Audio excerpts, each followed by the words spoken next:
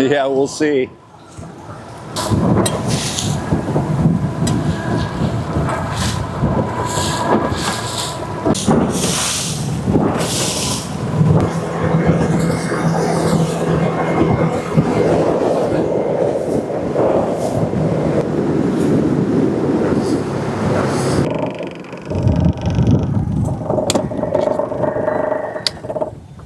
All right. So,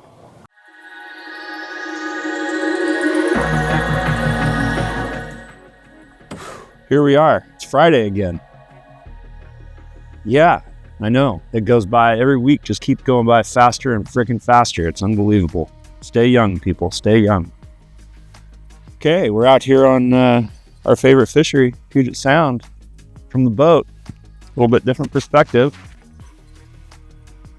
Pretty windy today. So, and wind's been weird lately. It's been out of the north. So it's been really, really kind of a challenge on some of the beaches that we count on fishing because the wind's just blasting those. So here again, just reiterating the whole idea is you got to know a bunch of different beaches so that when the wind does this, changes direction on you, you know which ones face the opposite direction and get you into the lee of it.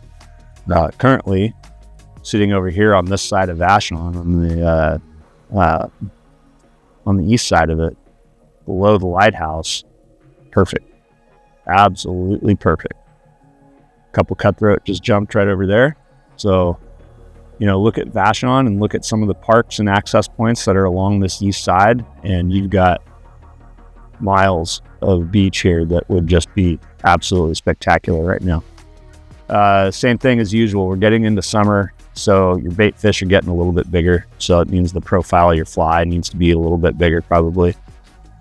Surface fly, I don't think that makes any difference. I think the idea that if little bait fish is injured and then that's what you're imitating, I don't think they really give a crap if that's imitative of the size or not. We have seen a few just kind of milling around, circling and porpoising and sipping off of the surface, as they will do sometimes. So that means you probably need some small euphausid patterns in your box right now as well. So make sure you have some of those. If you see some of the polychaetes that are around at times, they're kind of a whitish tan or opaque. So if you're tying flies like that, just make sure you have some that imitate that color. And get out here. A lot of kelp starting to show up. So that means that you're gonna, and here we go, wind just changed direction, started coming out of the south on us. So, there you go. Have just normal. What was I just going to say? Oh, kelp. Yeah, starting to get a lot of kelp on the beaches. So outgoing tides are going to be your best bet. Outgoing tides deposit a lot of that kelp as the water recedes onto the beach and more or less takes it out of the water column for you. Incoming tides are the ones that are going to re-elevate that kelp up into the water column, and that's when you're going to really want your stripping basket and find beaches where there's enough current that it's sweeping that stuff away. So keep that stuff in mind. Coming up on Father's Day this weekend, so happy Father's Day to all of you out there, and thank you to everybody that allowed us become fathers, including my wife Natalie.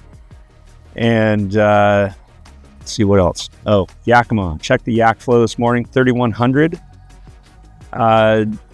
Kind of high for this early in the season. We usually don't expect to see that jump until early July, but here we are. That means your walk and wade access points are probably going to be pretty challenging. So it's kind of a float game. Right now, it's kind of just caddis and stoneflies and streamers if you want to do it.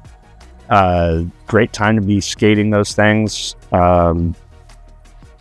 Skate in the evening particularly. I know that dead drift is what everybody's really keen on, but if you ever just sit and watch water for a little bit, what you'll see is that those stoneflies and caddis, well, there are times that they just stop and sit on the water. They're not actually doing that often. Most of the time they're fluttering, they're bouncing, they're trying to release the eggs off the thorax to deposit those into the water. So after you fish through a piece of water with the dead drift coming back to you, turn around once you're past it and cast downstream and skate that fly across that same water. It's just a different presentation for what you're trying to do out there. Creeks. So Highway 2, I think, is closing here in a couple weeks. So get your licks in on that. All the creeks are fishing well. Like, they've dropped considerably from where they were last week after the big rain. So it's back to game on. Dry flies only. There's zero reason to be subsurface right now for these fish. There's really not enough of them anyway that you should feel like you need to be going subsurface for them. The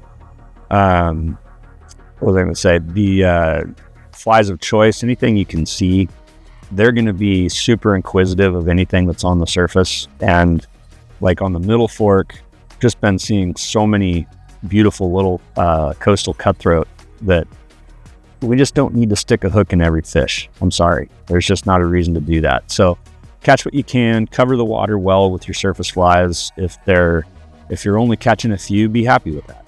Don't feel like you need to, you can dry drop, I suppose, if you want. It'll certainly be effective, but I just don't see a reason to be nymphing the creeks. I just don't. It doesn't make any sense in my head, but you do you. The cedar is, what was it, 165? Holy crap. We're barely 2 weeks into the 3-month season on the cedar, and it's sitting at 165. Yikes. Kind of the same notion as the creeks. Dry flies, skate them, streamers over the top of where you've got gravel bars that kind of drop off and leave you a little deep hole, those deeper holes. So basically water moves in layers, and when the water tumbles off of a gravel bar like this, it penetrates to a certain level, and then all of a sudden it doesn't, it stops, and fish will sit right at the bottom right underneath that non-penetrated level. And what it effectively does, it creates like a glass topped coffee table for them to just see everything coming down off of that gravel bar. It'd be like putting you under a coffee table with a glass top and me just pouring a big old, southern boil out on it. You'd just be like sausage, corn, crayfish, potato, more sausage, right? So that's kind of how that works for them. So think about that when you're coming across the top of those gravel bars, that you're trying to present like that. So that means skating it below you again, so it sort of typewriters across that deep spot on the gravel bar. That's what they're looking for. Streamer, same thing. You're just going to be obviously subsurface. Bass have been good. Like, people have been coming in getting stuff for Lake Washington. The Arboretum is a great area to do that, especially early in the morning before all the boat wakes get out and get aggressive. The Phantom Lake, Angle Lake, people are going to the east side now too. So Nunnally, Lanice, Chopaka, stuff like that. It's full on damsel season right now. So get your damsels on. Dry flies for sure. Nunnally's got a really cool spot on the southern shore there where you've got kind of a mud flat, and you'll actually be able to sit up on the high bank above it, and you'll watch those fish track those bugs. So sit there for a minute and just take it in. Just see what the fish are doing before you just go jump in the water and start flailing away. As soon as you know what they're doing, then you can go step in and you'll be more successful when you do that. What am I missing? Tuna. Let's throw tuna in. Tuna season. We're not doing a tuna trip this year. We're still kind of hunting down a captain to go do that with. And but what I will tell you is it's full on tuna season. And if you've got a spare 12 weight laying around in the closet getting dust because you don't get down to Florida or to the tropics to chase tarpon or GTs often enough, get out to Westport and bring home some fresh tuna. They'll show you your backing. They'll put a pretty good bend in that 12 weight. Big bait fish patterns. The thing with them, you don't need huge hooks, and they've got soft mouths. So if you do go do that and you go to set the hook on one, don't just freaking reef on it like you do a GT or a tarpon, because you'll just pull it right through their mouth. you need is just a good, solid, come tight to it. They'll hook themselves, and then it's game on. Yeah, that's, I mean, oh, Team USA, guess what we're doing? We're playing tomorrow, or today, actually. Yeah, it's today. And as soon as I get off this boat, I'm going down to hang out with the rest of the world down at the stadium before the game. And we'll finish this with Happy Father's Day again, and go US. Have a great weekend and a great week next week. One last parting thought. Really warm through the weekend and into early next week, and it looks like we start to get a little bit cooler, maybe even a little bit of precipitation midweek next week. So just keep all that in mind, that I don't see anything coming that's going to change the characteristics of what we just talked about. So until next week, have a great time. You know where to find us. YouTube, Emerald Water Anglers, the store, Emerald Water Anglers, Instagram, Emerald Water Anglers, EWA Fly Shop, mine, Dave McCoy, EWA. These are always up, so you can go check them out and share with friends, and we will see you in the store. All right, have a good one. Peace.